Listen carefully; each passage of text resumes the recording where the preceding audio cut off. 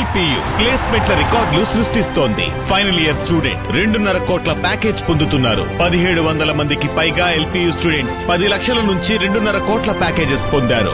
విద్యా విప్లవం ప్రారంభమైంది లవ్లీ ప్రొఫెషనల్ యూనివర్సిటీలో. మీరిచ్చిన బాండ్స్ తీసుకురండి, మేము వస్తాం. ఎక్కడ ఎవరికి ఏం చేశారో చూపించండి. ఒక నిరుద్యోగ భృతి లేదు, ఒక ఉద్యోగం లేదు, ఇంకా 3 లక్షల మందిని రోడ్డు మీద పడేశారు ఉద్యోగాలు పీకేసి.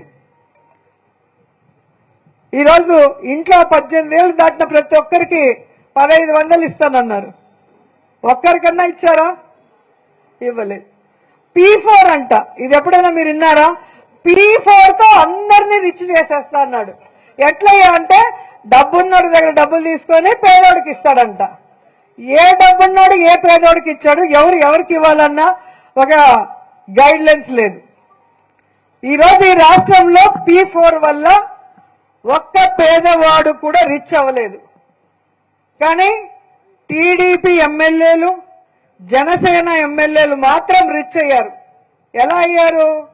మట్టిలో కమిషన్, మందులో కమిషన్, రోడ్స్ లో కమిషన్, పెన్షన్ ఒకటి కొత్తది ఇవ్వాలంటే కమిషన్, కమిషన్ కమిషన్ కమిషన్. వీళ్ళు పూర్ నుంచి రిచ్ అయ్యారు తప్ప రాష్ట్రంలో ఉన్న ఏ పూరు కూడా రిచ్ కాలేదన్న విషయం చంద్రబాబు నాయుడు తెలుసుకోవాలి. ఫస్ట్ మీ కుటుంబం నుంచి మీరు దీన్ని స్టార్ట్ చేయండి. అమరావతికి 2 బంగారు గాజులు ఇచ్చారు కదా మీ ఆవిడ.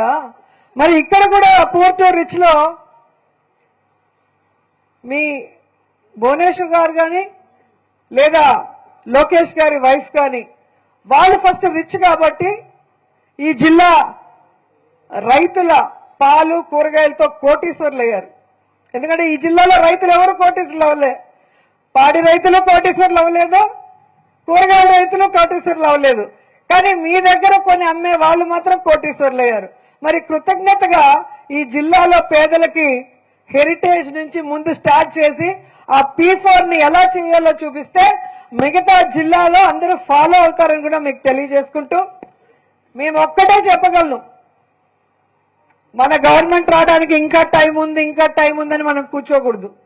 ప్రజల్ని మోసం చేయాలనుకున్న తెలుగుదేశం పార్టీకి, జనసేనకి ఎప్పటికప్పుడు బుద్ధి చెప్తూ వాళ్ళ మీద ప్రెషర్ పెంచి వాళ్ళు చెప్పిన వాగ్దానం నెరవేర్చే విధంగా చేయాలి.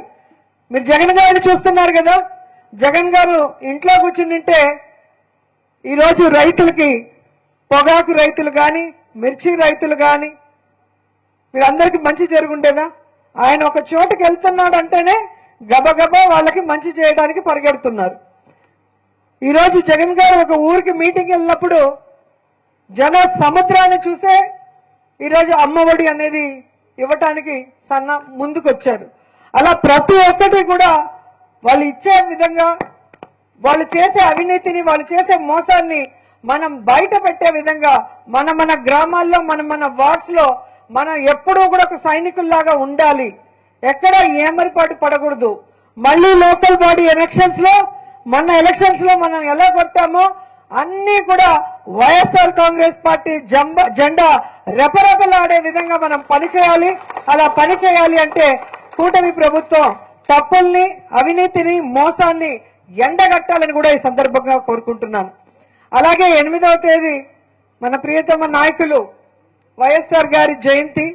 సో అన్ని మండలాల్లో కూడా ఎప్పటిలాగే ఘనంగా కార్యక్రమాలు చేపడుతూ, ఆ తర్వాత 9వ తేదీన బంగారుపాళ్యానికి మన నాయకుడు, ప్రజానాయకుడు, మీ అందరికీ చాలా ఇష్టమైన నాయకుడు జగన్మోహన్ రెడ్డి గారు వస్తున్నారు. మామిడి రైతుల కోసం వారికి అండగా నిలబడుతూ, సో అన్నగారికి మనం అండగా రైతులందరం కూడా అక్కడికి వెళ్లి మామిడి రైతులకి సంఘీభావం తెలియజేసి ఈ ప్రభుత్వం మెడలు వంచి వారికి న్యాయం చేసే వరకు పోరాడాలని మనస్ఫూర్తిగా కోరుకుంటున్నాను. సో ఇప్పుడు ఎల్ఈడీలో మేము ప్లే చేస్తాము. ఈ కార్యక్రమం మొత్తం ఎలా ఉంటుందో దాన్ని మీరు మీ మండలాల్లో మండల ప్రెసిడెంట్స్, ఎంపీపీలు, మండల కమిటీ, మొత్తం మండలంలో ఉన్న వైఎస్ఆర్ కాంగ్రెస్ పార్టీ కుటుంబ సభ్యులందరినీ కూడా పిలుచుకొని ఆ మండలంలో ఈ కార్యక్రమాన్ని ఇలా